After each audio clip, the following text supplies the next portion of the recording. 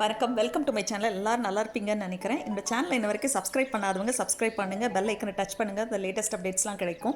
எனக்கு இந்த மாதிரி ஃப்ளவர் அரேஞ்ச்மெண்ட் ரொம்ப பிடிக்கும். சிக்னலில் நிற்கும் போது ஸ்கூல் படிக்கிற பையன் மாதிரி இருந்தால் சேல் பண்ணிட்டு இருந்தான், ஸோ வாங்கினேன். இன்றைக்கி நம்ம பார்க்க போகிறது வந்து பார்த்திங்கன்னா பார்லி பவுடரில் தான் நான் வந்து ஃபுல்லாக பார்லி பவுடர் எடுத்து இடியாப்பம் பண்ணியிருக்கேன்.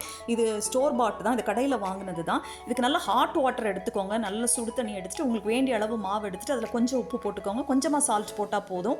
கையில் வந்து வச்சு பிசைய முடியாது, லம்ப் இல்லாமல் நல்லா கொஞ்சம் கொஞ்சமாக தெளித்து பண்ணுங்கள், ரொம்ப ஜாஸ்தியாக தண்ணி விட்டுறாதீங்க. அதுக்கப்புறம் பாமில் நீங்கள் வந்து நான் வந்து தேங்காய் எண்ணெய் தடவி இருக்கேன், நீங்கள் ஆயிலோ கீயோ எனி ஆயில் எடுத்துக்கோங்க. அது தடவிட்டு உடனே சூடோட நீங்கள் பிழிஞ்சிருங்க. இடியாப்பம் மேக்கரில் சின்ன சின்ன ஹோல் உள்ள அந்த அச்சு எடுத்துக்கோங்க, மோல்டு எடுத்துக்கோங்க, உள்ளுக்குள்ளேயும் அதில் அப்ளை பண்ணிடுங்க.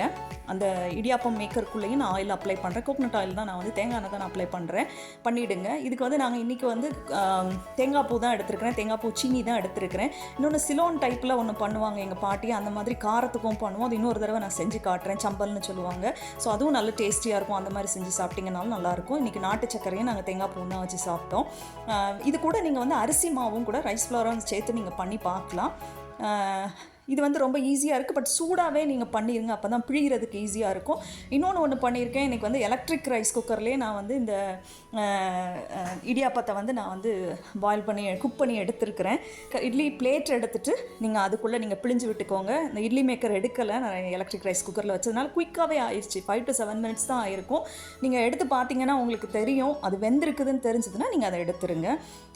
இந்த மாதிரி ஃப்ளவர் அரேஞ்ச்மெண்ட் எத்தனை பேருக்கு செய்கிறதுக்கு பிடிக்கும்னு சொல்லுங்கள். நான் யூஸ்வலாக வெளியே வாங்க மாட்டேன், வீட்டில் இருக்கிற ஃப்ளவர்ஸே வச்சு தான் பண்ணுற பழக்கம் உண்டு. இது அன்றைக்கி ரொம்ப கம்மி விலையில் கிடச்சிது, ஸோ அதனால் வாங்கிட்டேன்.